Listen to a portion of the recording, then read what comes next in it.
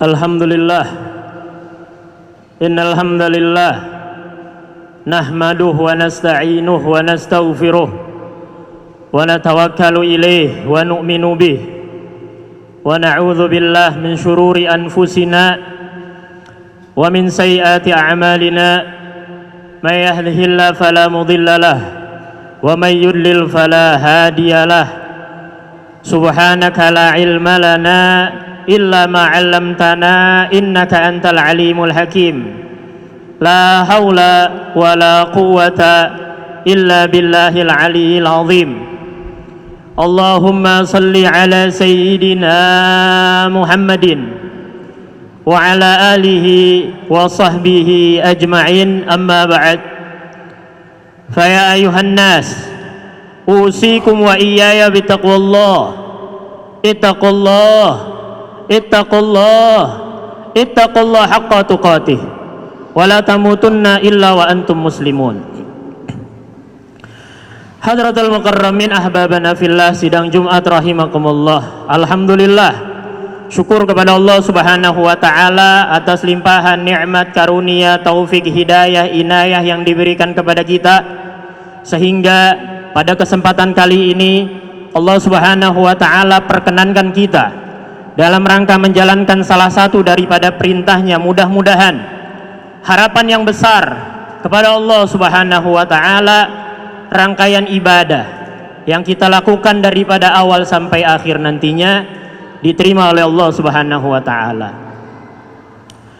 Hadratul mukarramin ahbabana fillah, kita sebagai seseorang yang beriman kepada Allah, sebagai orang yang beragama Islam, sudah sepatutnya untuk cinta, untuk bergembira, untuk bahagia kalau seandainya Allah Subhanahu wa taala takdirkan kita berada di tempat yang mulia.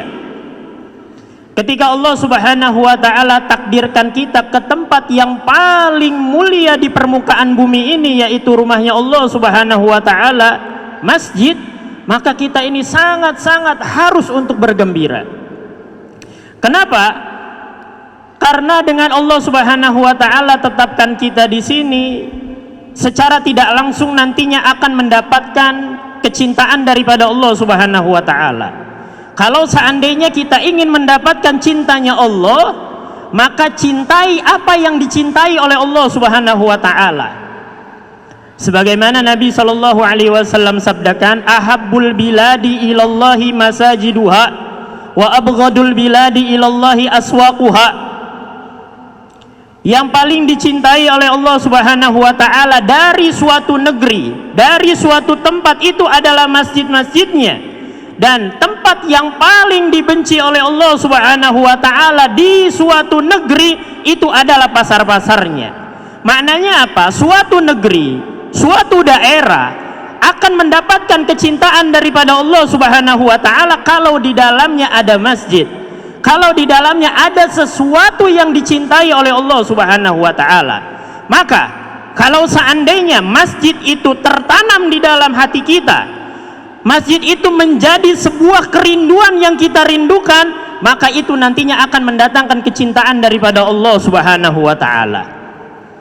Hadratul mukarramin ahbabana fillah, juga di dalam riwayat yang lainnya Nabi sallallahu alaihi wasallam sabdakan, inna buyutallahi fil ardi al masajid, sesungguhnya rumah-rumah Allah Subhanahu wa taala yang ada di permukaan bumi ini adalah masjid-masjidnya. Fahaqqun 'alal mazur ay yukrima zairahu, maka ada suatu hak, ada suatu kewajiban bagi yang diziarahi untuk memuliakan orang yang berziarah kepada dirinya. Sama-sama kita ketahui bahwasannya masjid ini adalah rumahnya Allah, maka orang-orang yang datang ke rumahnya Allah sedang berziarah ke rumahnya Allah Subhanahu wa taala. Maka kalau seandainya kita datang ke rumahnya Allah, kita ini sebagai orang yang zair, sebagai orang yang berziarah ke rumahnya Allah, maka Allah memiliki kewajiban untuk memuliakan orang-orang yang datang ke rumahnya. Lantas kalau seandainya manusia saja Kalau seandainya kita manusia mampu untuk memuliakan tamunya, kalau seandainya ada seseorang yang datang ke rumah kita, ada tamu mampir ke rumah kita, maka kita saja akan mampu untuk memuliakan tamu kita. Minimal sekali kita akan menyediakan kepada orang yang datang ke rumah kita, kepada tamu kita hormati dia, minimal kita memberikan air putih kepada mereka. Ini minimal. Lantas kalau seandainya manusia saja mampu memuliakan daripada tamunya, padahal manusia memiliki keterbatasan, memiliki kekurangan, ini saja mampu untuk memuliakan tamunya, lantas bagaimana dengan Allah? Lantas bagaimana dengan Allah yang tidak memiliki keterbatasan, tidak memiliki kekurangan apapun? Kalau seandainya Allah berjanji akan memuliakan tamunya, pasti Allah Subhanahu wa ta'ala akan memuliakan tamunya. Kalau seandainya kita saja mampu, apalagi dengan Allah? Kalau seandainya kita saja mampu memuliakan tamunya, lantas bagaimana dengan Allah?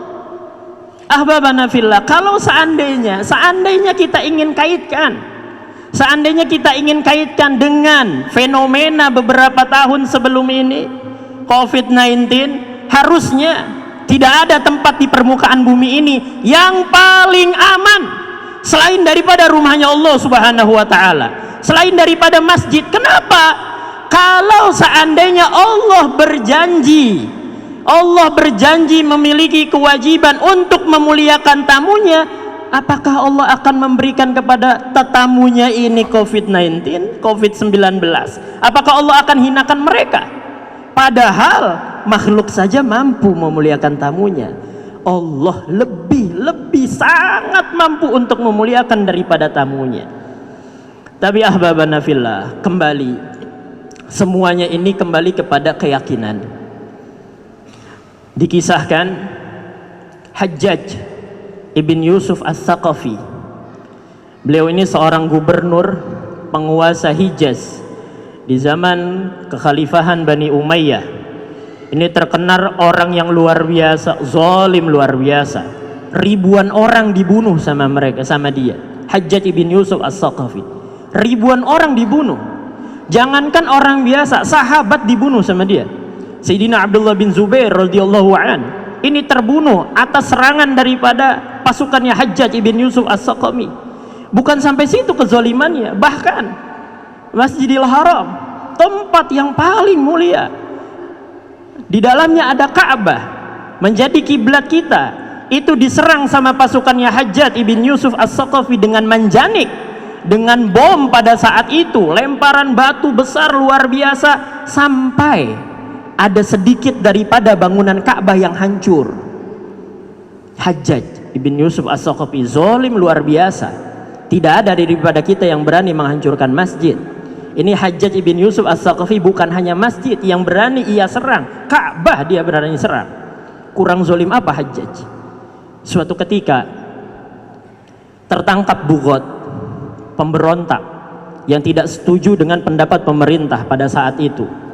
Tertangkap, kemudian di dekat beliau ada Sayyidina Salim bin Abdullah bin Umar bin Khattab, cucunya Sayyidina Umar. Suatu ketika tertangkap Bughat ini, kemudian Hajjaj ibn Yusuf As-Saqafi ini memerintahkan kepada Sayyidina Salim, ya Salim, bawa Bughat ini bunuh. Kenapa? Karena dia sudah tidak sepihak dengan pemerintah. Ini orang yang melawan dengan persetujuan daripada pemerintah. Bawa dia bunuh. Lantas kemudian dibawa oleh Sayyidina Salim menjauh daripada tempatnya Hajjaj. Di tengah perjalanan, Sayyidina Salim ini bertanya kepada si Bughat ini, dia tanyakan, ya fulan, hal anta muslim? Wahai fulan, apakah engkau ini orang Islam? Naam, iya saya orang Islam. Apakah kamu sholat subuh berjamaah? Maka kemudian Bughat ini katakan, naam, iya saya seorang muslim, saya beriman sama Allah, saya subuh berjamaah. Nah, maka kemudian kata Sayyidina Salim, kalau begitu engkau bebas. Kalau begitu engkau bebas. Maka si Bughat ini, pemberontak ini tahu, ya Salim, kalau seandainya engkau bebaskan saya, engkau lepaskan saya, nanti engkau punya urusan sama Hajjaj, nanti engkau yang bermasalah dengan Hajjaj. Jangankan Sayyidina Salim, Ini sahabat aja berani dibunuh sama Hajjaj, apalagi Salim radhiyallahu an. Maka kata Sayyidina Salim, nggak apa-apa, engkau aku bebaskan. Kenapa? Karena aku tidak berani mengganggu orang yang sholat subuh berjamaah. Kenapa? Karena ada riwayat hadis daripada ayahku Abdullah bin Umar radhiyallahu anhuma. Nabi SAW sabdakan, man shalla subha, riwayat man shalla subha fi jama'atin fahuwa fi zimmatillah. Barang siapa orang yang sholat subuh berjamaah, maka orang ini berada di dalam jaminannya Allah. Ini adalah orang yang ditanggung oleh Allah Subhanahu wa ta'ala pada hari itu. Makna hadis selanjutnya, siapa orang yang coba-coba mengganggu orang yang berada di dalam jaminannya Allah Subhanahu wa ta'ala, maka aku akan tuntut dia. Aku akan tuntut dia nanti pada hari kiamat, dan kalau seandainya aku sudah tuntut, pasti aku akan mendapatkannya. Kemudian aku akan seret dia masuk ke dalam nerakanya Allah Subhanahu wa ta'ala. Akhirnya dibebaskan. Lantas kemudian Sayyidina Salim bin Abdullah bin Umar ini kembali kepada Hajjaj. Kemudian ketika masuk ke tempatnya Hajjaj, Hajjaj bertanya, ya Salim, bagaimana keadaan daripada Bughat tadi? Bagaimana keadaan daripada pemberontak tadi? Apakah sudah engkau bunuh? Kata Sayyidina Salim, wahai Hajjaj, aku sudah lepaskan.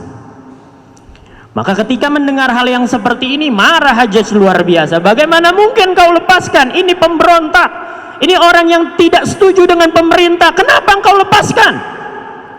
Maka kata Sayyidina Salim, wahai Hajjaj, sungguh aku tidak berani mengganggu dia. Kemudian, kenapa memangnya engkau tidak berani? Kata Sayyidina Salim, karena dia melakukan sholat subuh berjamaah. Kenapa memangnya dengan orang yang sholat subuh berjamaah? Karena ada hadis riwayat daripada ayahku Sayyidina Abdullah bin Umar, dan ayahku ini tidak akan pernah dusta. Ayahku ini tidak akan pernah dusta, meriwayatkan bahwasannya Rasulullah SAW sabdakan, man shalla subha fi jama'atin fa huwa fi zimmatillah. Barang siapa yang sholat subuh berjamaah, maka dia berada di dalam jaminannya Allah Subhanahu wa ta'ala. Dengan kelanjutan hadis yang seperti tadi. Maka kemudian Hajjaj menanyakan lagi, wahai Salim, apakah betul itu berasal daripada Rasulullah? Apakah betul itu hadis daripada Rasulullah? Maka kata Sayyidina Salim, betul itu berasal daripada Rasulullah. Ayahku tidak pernah dusta, ayahku tidak mungkin dusta. Maka sejak saat itu dikisahkan, Hajjaj tidak pernah membunuh orang lagi, melainkan dia tanya dulu, sudah sholat subuh berjamaah atau tidak? Kalau seandainya sholat subuh berjamaah, Hajjaj nggak berani bunuh. Akan tetapi kalau seandainya tidak sholat subuh berjamaah, maka akan dibunuh sama Hajjaj. Ahbabana fillah, maksudnya apa? Hajjaj orang zalim luar biasa, membunuh ribuan orang, dibunuh sama dia. Jangankan orang biasa, sahabat dibunuh sama Hajjaj. Nggak sampai situ, masjid berani dihancurkan, Masjidil Haram diserang sama Hajjaj. Tidak sampai situ, Ka'bah sampai ada bangunannya yang hancur oleh Hajjaj. Kurang zalim apa Hajjaj? Hajjaj yang seperti ini yakin dengan hadis Nabi SAW, yang zalim luar biasa, tapi bisa yakin dengan hadis Rasulullah SAW. Lantas bagaimana dengan kita? Kita nggak pernah bunuh orang, kita nggak pernah bunuh orang-orang soleh, kita nggak berani untuk mengepung masjid, menggempur masjid, nggak berani. Kita nggak berani daripada menghancurkan daripada bangunan masjid. Lantas bagaimana kita nggak yakin dengan hadisnya Rasulullah SAW? Padahal ini adalah manusia yang sangat-sangat kita harapkan daripada syafaatnya nanti di hari kiamat. Kenapa kita nggak bisa yakin? Nah, maka kembali, ini masjid adalah tempat yang terbaik, tempat yang mulia. Allah sudah janjikan kemuliaan bagi orang-orang yang mau datang ke tempatnya. Kalau seandainya Allah sudah berjanji, innallaha la yukhliful mi'ad, Allah tidak akan dusta dengan janjinya. Kalau seandainya Allah janjikan akan memuliakan, maka pasti Allah Subhanahu wa ta'ala akan memuliakan. Lantas kalau seandainya nanti ke depannya ada perkara-perkara yang lainnya, virus-virus yang lainnya, penyakit-penyakit yang lainnya, atau ada hal apapun, maka tempat terbaik untuk terhindar daripada itu semua adalah masjid. Yakin dengan hadisnya Rasulullah Shallallahu Alaihi Wasallam. Mudah-mudahan Allah Subhanahu Wa Taala jadikan kita sebagai orang-orang yang cinta kepada rumahnya Allah Subhanahu Wa Taala, agar termasuk daripada 7 golongan yang nantinya akan mendapatkan naungan daripada Allah Subhanahu wa taala. Bismillahirrahmanirrahim. Wal 'asr. Innal insana lafi khusr illa alladhina amanu wa 'amilus shalihat wa tawassaw bil haqq wa tawassaw bis sabr. Barakallahu li wa lakum fil Qur'anil 'azim wa nafa'ani wa iyyakum minal ayati wadh-dhikril hakim wa taqabbala minni wa minkum tilawatahu innahu huwal ghafurur rahim.